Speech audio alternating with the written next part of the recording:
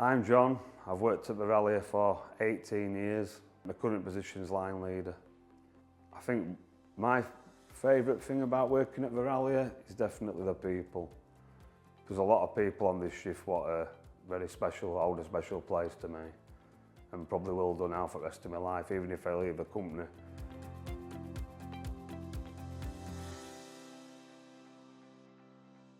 Well, I remember the day pretty clearly. I was on shop floor doing my genuine routines. I just spoke to the supervisor about half an hour before and everything was fine. Then I took my scores down at 1 o'clock and I just felt flustered. No pain or anything, just hot and bothered, a weird funny sensation which I hadn't felt before really. I said to one of my colleagues, but I'm just off to the canteen, just have a sit down. So I thought, I'll check my blood pressure while I'm here, which I did. And it was high. And then basically that's all I can remember. Hiya, my name's Wynn. Worked at Verallia now for approximately 21 years. Fortunately, at the time, I was on my break in the canteen when John come in not feeling very well. And I could see that he were having difficulty breathing and he were having some kind of palpitations. My name's Dochery. I've worked here for 30 years. Just after 1 o'clock, Yolanta, who's a cold end supervisor, she phoned me. She just said, I'm just going to go up to the canteen. John's not feeling well. I said, all right. She said, you're a first aider, aren't you? I said, yeah. So we were still sat down at this point. Someone got me a bottle of water, he was drinking water. And Brian were asking him questions, how do you feel? So I said, have you got pain in your chest? There's any pain in your arm? He said, well, my chest feels a bit tight, but there's no pain in my arm. So then we're getting a bit hot and clammy. So I said, John, we're going to have to take your blood pressure again. So we took it again and it was something like 200 over 200. I said, look, if I ring 111, they'll send an ambulance. And all of a sudden, John just felt extremely unwell and he just collapsed in the chair. And at this point, he had no pulse whatsoever.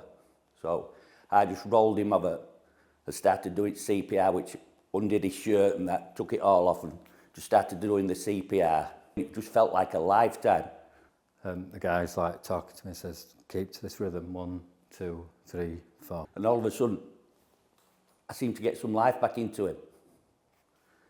And then Eddie started with defib and we shocked him because he started going back into a coma, well, whatever it was, he just stopped breathing again and Eddie just put defib on.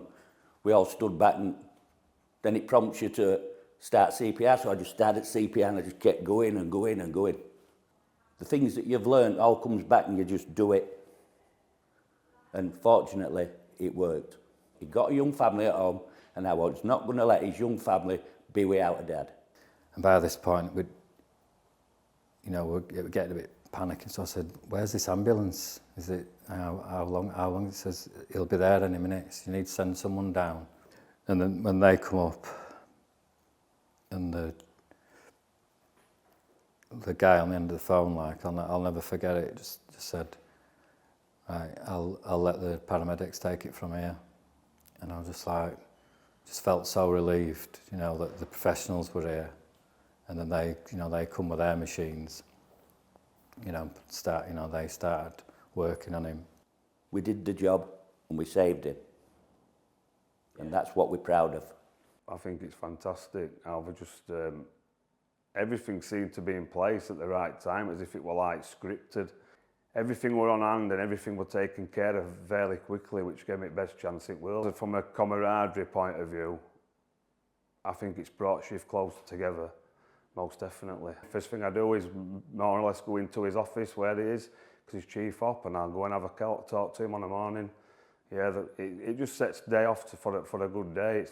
Like I said, camaraderie now on shift is unbelievable.